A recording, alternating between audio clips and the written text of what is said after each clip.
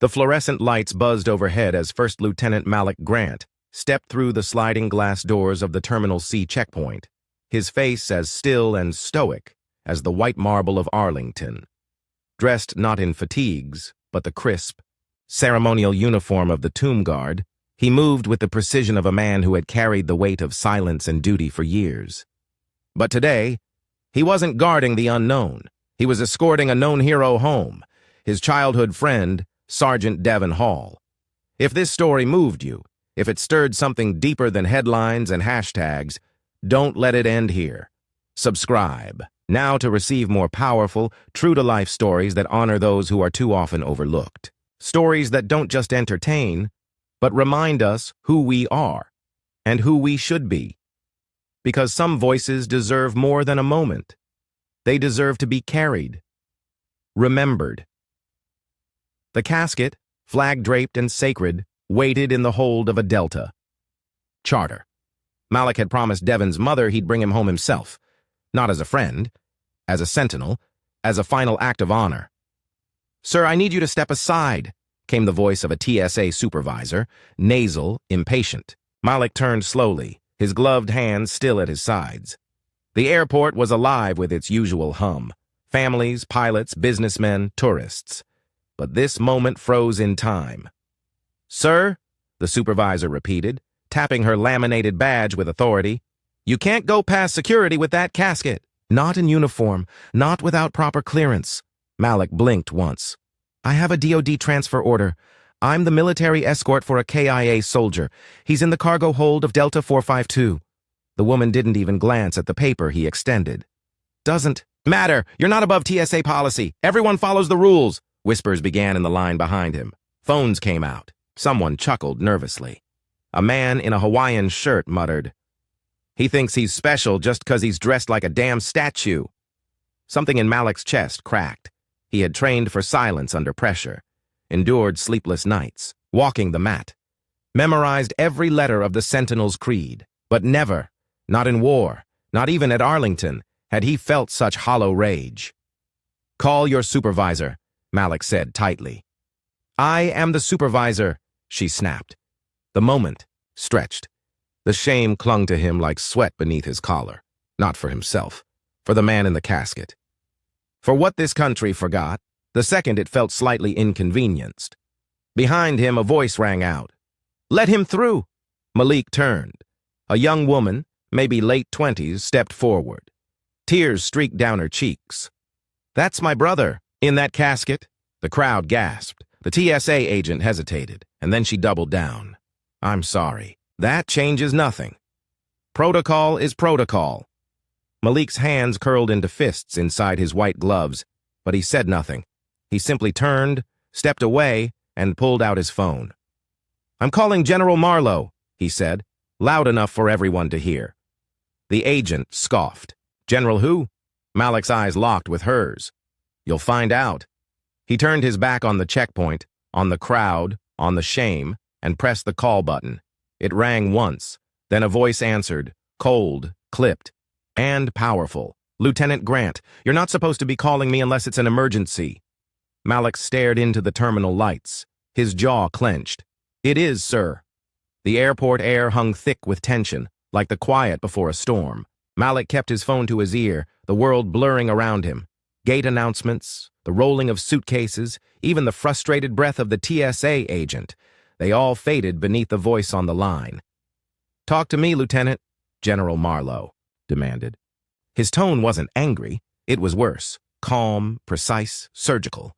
The kind of calm that only came right before action. Malik inhaled once, steadying his voice. "Sir, I am being denied access to escort Sergeant Devon Hall's remains onto Delta 452. I've presented DOD orders, the proper paperwork. They won't let me through. They don't care he's a fallen soldier. They don't care I'm his escort." There was silence. A dangerous silence. "Location?" the general asked. "Terminal C, Checkpoint 4, Atlanta International." "You're telling me a TSA supervisor is blocking a U.S. Army Tomb Guard from honoring a fallen soldier's final journey?"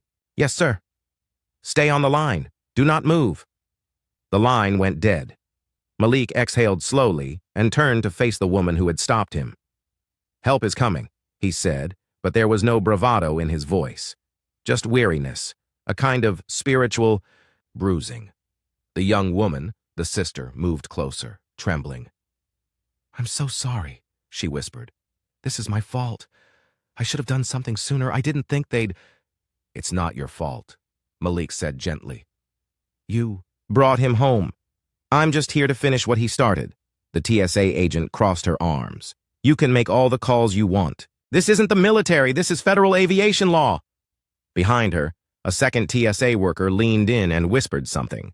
She shook her head. "I don't care. That uniform doesn't make him special." But then, like thunder cracking across a still lake, an airport-wide announcement blared through the PA system. "All personnel in Terminal C, Checkpoint 4. Stand by for a Department of Defense protocol override. Repeat, stand by for DOD override. All non-compliant staff must report to terminal security immediately." The agent's face went pale. What is this?" Before anyone could answer, a dozen uniformed Air Force security police swept through the terminal, cutting through the line like a wave.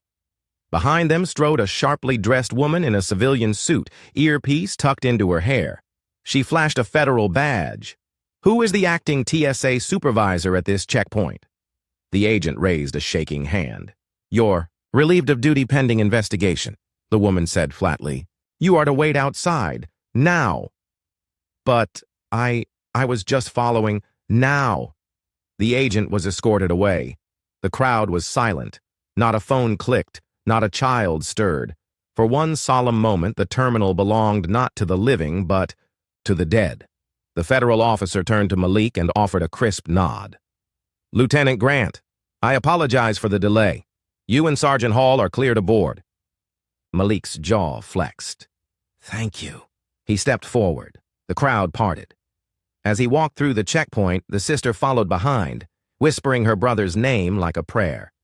But just as Malik passed through the gate, his phone buzzed. Again.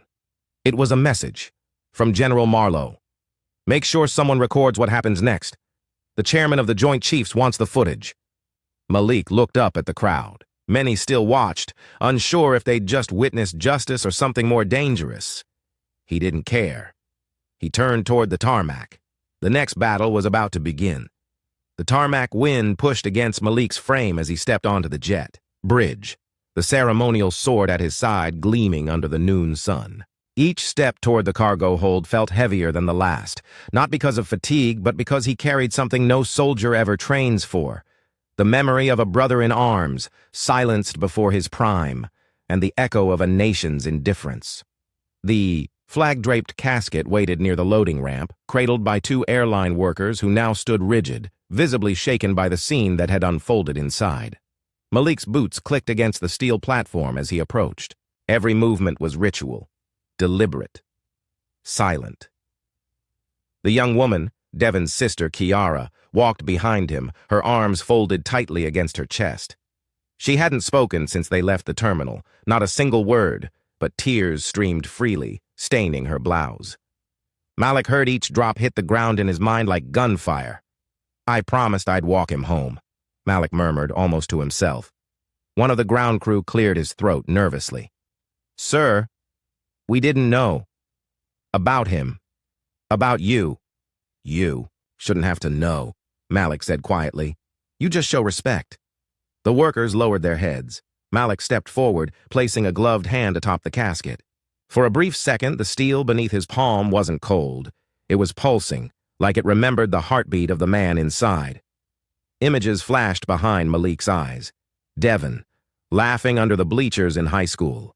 Devon, shouldering a rifle in Kandahar. Devon, sending voice notes from a forward base. And then, silence. Kiara touched the edge of the flag. "He used to say," she whispered, "if he didn't make it back, that he didn't want crowds, just someone who loved him to walk beside him." Malik nodded. "Then that's exactly what he'll get." From the distance, the sound of heavy boots echoed. A squad of honor guard soldiers, summoned from the local base, approached in solemn formation. They had arrived fast, too fast for standard procedure. Malik knew why. This had become more than a transfer. It was a message. Behind the uniformed men came cameras, media, civilian phones. Someone had leaked the footage from the checkpoint already. It was spreading. Malik could feel it in the way people looked at him, no longer as a man in a costume, but as a living reminder of sacrifice. The plane door opened with a hiss. The pilot, a grizzled woman with silver in her hair, stepped out and saluted. No words, just reverence. Malik returned the salute, then turned to the casket. "Permission to walk him aboard," he said, his voice catching. "Permission granted," the pilot said gently. With the honor guard at his side, Malik placed both hands on the handles and began the walk down the aisle. Passengers inside the plane stood. Hats were removed. Phones were lowered. Eyes were wet. And as Malik walked the narrow path carrying his fallen brother, something rose in him. It wasn't just grief.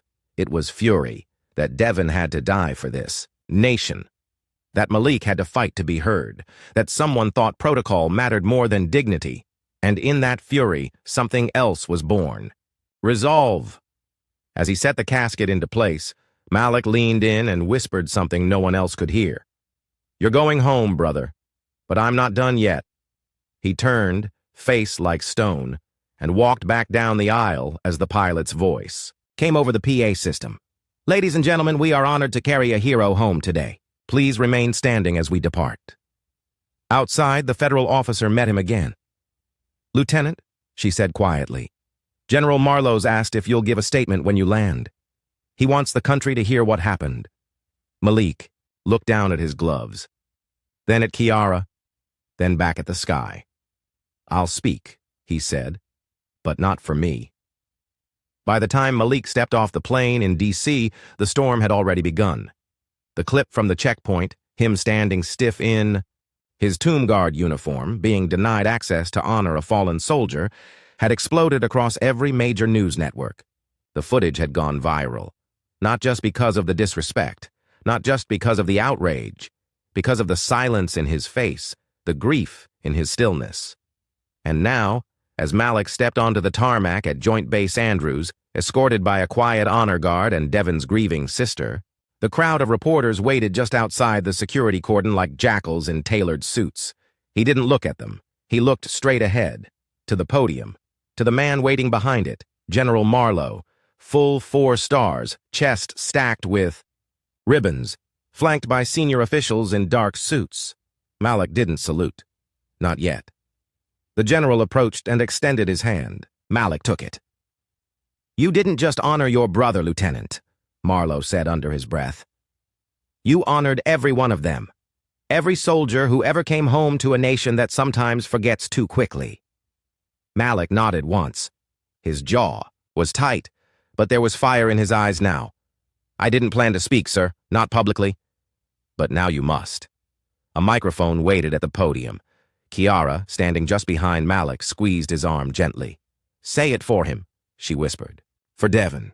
Malik stepped forward. The flash of cameras lit up his uniform. He paused, then began.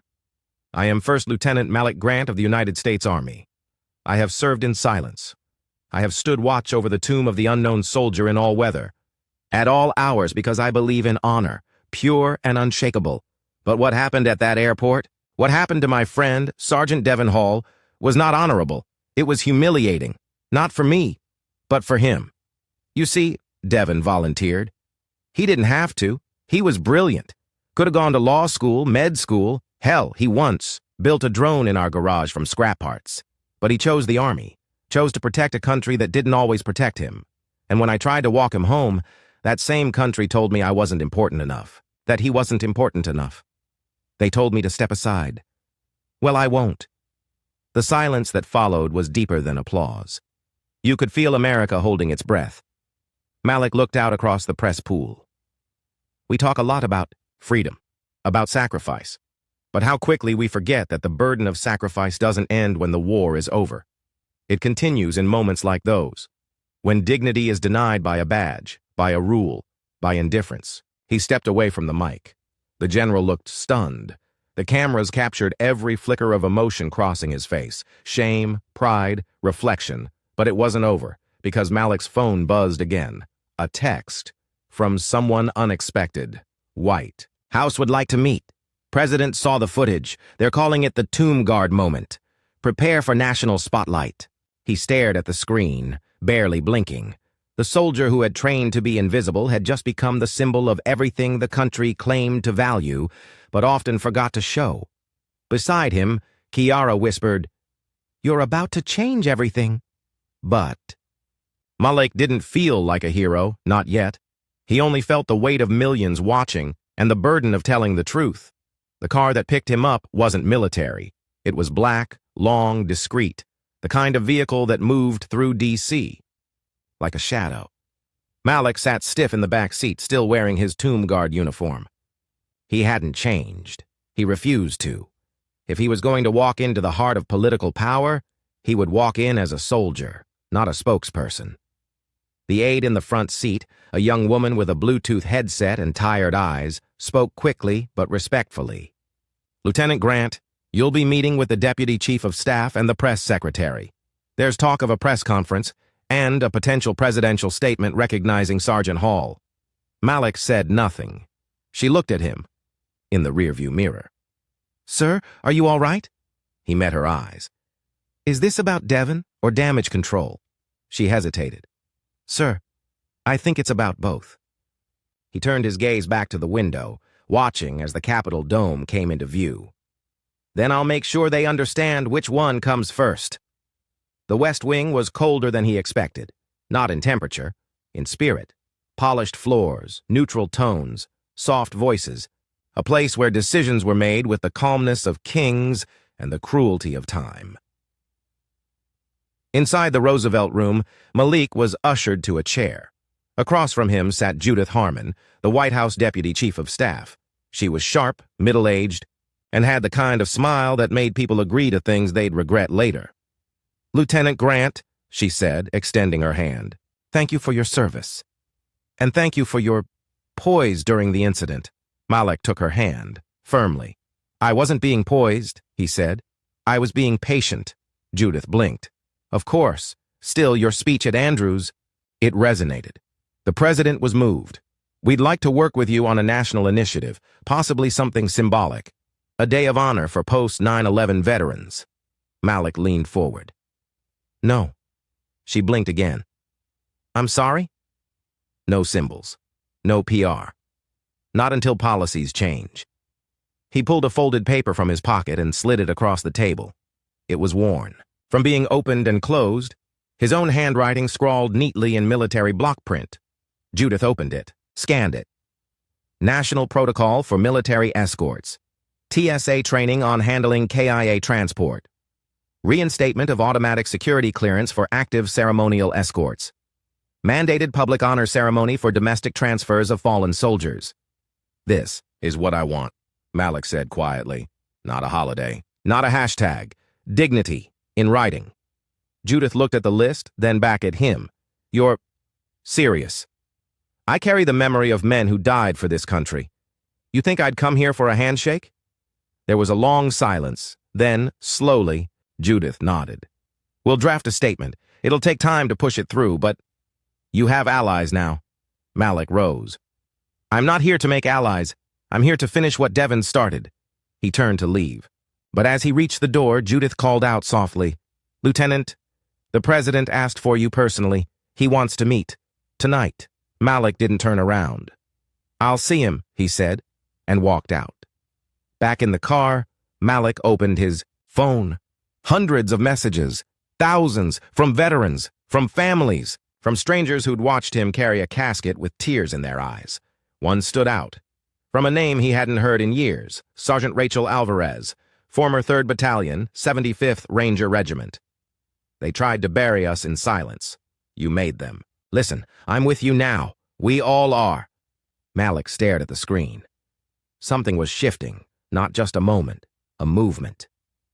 Night fell over Washington like a velvet curtain, thick, solemn, expectant. The lights of the White House glowed golden behind, layers of security and tradition. But Malik didn't see majesty. He saw the weight of history pressing down on marble walls. As the black SUV rolled up to the south portico, Malik stepped out in full ceremonial uniform, alone. No aid, no fanfare. just a single soldier carrying the presence of those who could no longer speak. He walked up the steps without flinching. Inside, the hallway was quiet, eerily so. A Secret Service agent gave him a nod. "Lieutenant Grant, this way, sir." They didn't walk him to the Oval. They walked him to the Truman balcony. The door opened to a view of the National Mall, its monuments lit like eternal sentinels. Standing, at the rail, hands folded behind his back, was the president, older than Malik expected. Wearier, too. He turned. "Lieutenant," he said, voice low. "Thank you for coming." Malik saluted. The president didn't return it, not immediately. Instead, he stared at Malik's gloved hand. "You don't flinch," he said, "even when humiliated." "I'm not here for dignity," Malik replied. "I'm here for the dead." That stopped the conversation cold. A hush fell between them, thick as smoke. Then the president nodded. Slowly. "I read the report, watched the footage. I've received letters. More than any incident in recent years. You struck something in the country." Malik didn't blink. "I didn't strike anything, I just didn't move when they told me to step aside." The president gestured to a chair. Malik didn't sit. Instead, he stepped forward and took a small, folded piece of cloth from his inner coat pocket, a strip of the flag. "Torn and frayed. Devin carried this with him in Afghanistan," Malik said. "He kept it in his boot, said it reminded him what he was fighting for." He held it out. The president took it, both hands. Something passed between them that words couldn't contain. "We failed him," the president murmured. Malik said nothing. The silence was enough. Behind them, the glass doors opened. A Marine aide stepped onto the balcony with a tablet. "Mr. President, the press pool is ready. Your statement goes live in 6 minutes." The president turned to Malik. "I want you with me," he said. "I'm not your symbol," Malik said. "You're not," the president agreed. "You're my reminder." 6 minutes later, the nation tuned in. The president stood behind the podium in the Rose Garden with Malik beside him. Not behind, not off to the side, but shoulder to shoulder. The camera lights cut through the darkness, and the country watched. "I am here tonight," the president began. "Not as commander-in-chief, but as a citizen who failed to remember what sacrifice looks like until a young soldier refused to be invisible."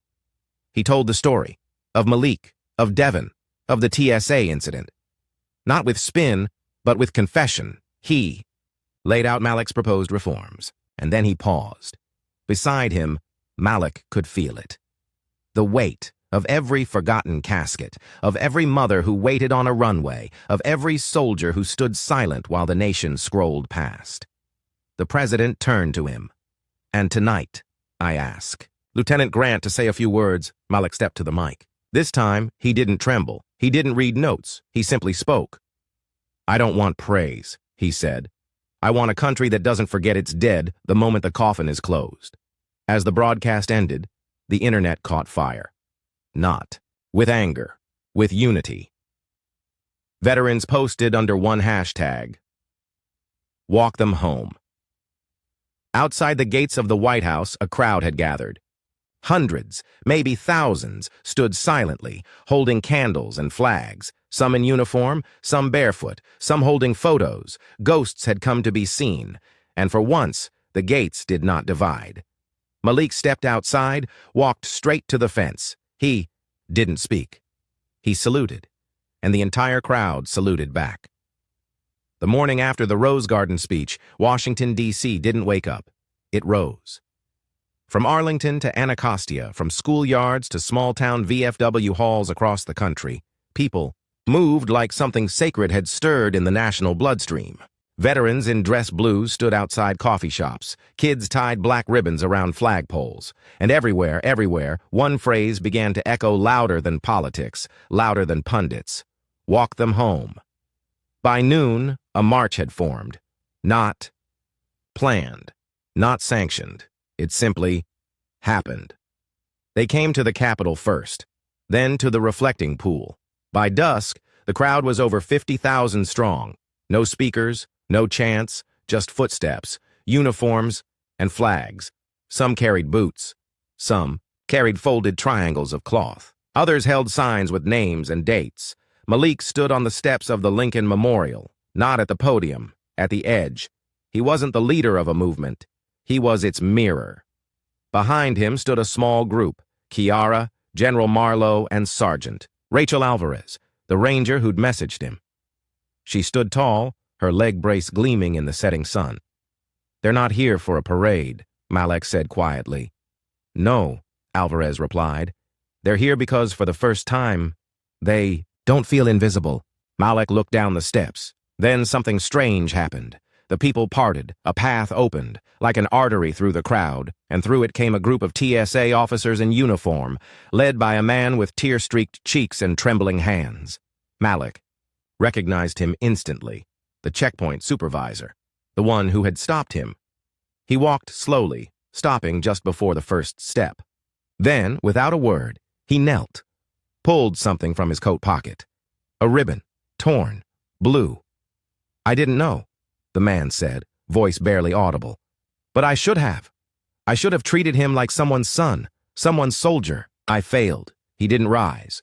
He wept, in public, in front of cameras, in front of strangers. Malik stepped forward, looked down at him. "You're not the first to forget," he said, "but you don't have to be the last to remember." And then he did something no one expected. He offered his hand. The man took it. The crowd erupted, not in applause, but in silence. The kind that says, "This matters." That night, drone footage captured a moment that would be replayed 1,000 times. Malik, walking shoulder to shoulder with Rachel and Kiara through a sea of candles, surrounded by veterans, civilians, children, elders. No speeches.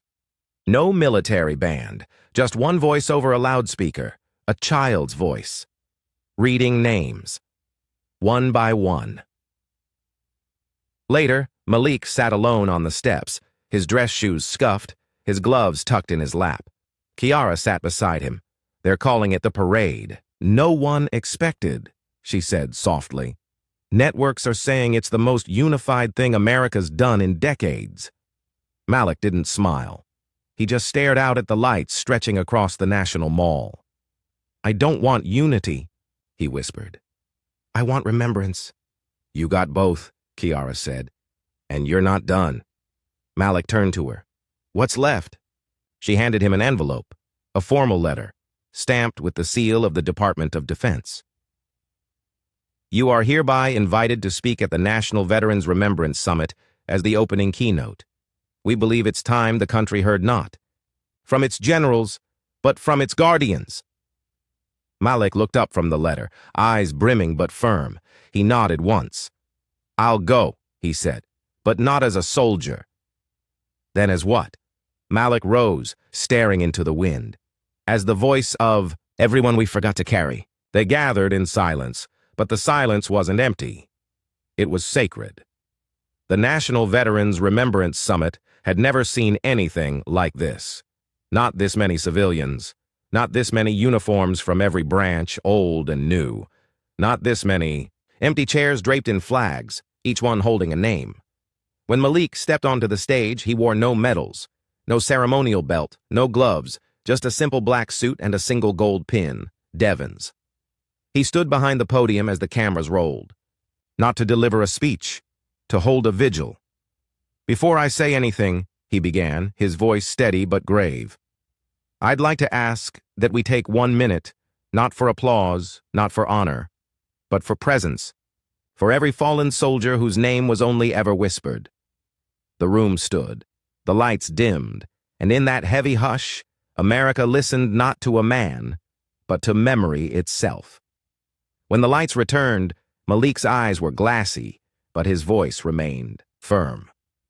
"I used to think service was about standing still, holding a rifle, guarding a tomb. I thought honor was something we wore in silence. But silence lets systems rot. It lets faces fade.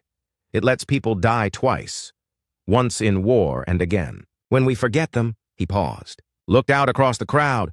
"I was stopped at an airport while escorting my best friend home in a casket, because someone saw a uniform, but not the weight of it, because someone thought rules were more important than respect." He let the words hang like a gavel in the air. But Devon's not the only one. He's every soldier that didn't come back to a grateful nation, every mother who had to fly alone, every brother who stood at the cargo hold with no one but a flag and silence. That's why we're here, to end the silence. Then Malik reached down and picked up something unexpected, a folded American flag, Devon's, the one he had carried, worn and frayed. I've stood watch for the unknown, but now I stand watch for the known and forgotten, for the ones who didn't get a parade, for the ones buried beside highways and behind VA hospitals, for the ones stopped at checkpoints and pushed aside. He unfolded the flag. Gently. I'm not just carrying this for Devon anymore. He walked to the edge of the stage, stepped down, walked past rows of generals, senators, and Gold Star families, and placed the flag on the last empty chair, the one marked, "Reserved for all who were." Denied honor. That image would become a national symbol. They'd paint it on murals, print it on posters, etch it into the walls of new memorials. The soldier who refused to let his brother be invisible. The man who turned humiliation into a movement. The watchman, who left his post to wake up a sleeping country. Months later, legislation would pass. National Protocol for Escorting the Fallen TSA Reform, a permanent day of civilian military remembrance, and the Grant Hall Act, mandating full public honors for all domestic transfers of fallen soldiers. And Malik? He never returned to Arlington, not to stand post. But every year, on Devon's birthday, he'd walk alone to Section 60, stand in silence, then sit beside the grave. Not in grief, but in completion.